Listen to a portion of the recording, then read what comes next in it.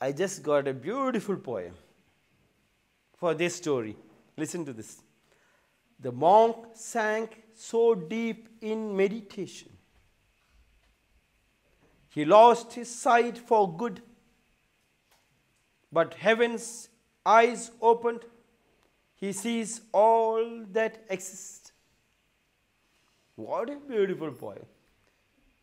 The monk sank so deep in meditation. When you closed your eyes and you are deep in meditation, he lost his sight for good. For good he lost his sight. When you closed eyes, you cannot see the external world. This is for the sighted I am talking.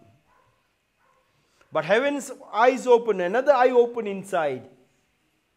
And God has sent those people with us. They are the blind whom we call the visually challenged or the specially disabled.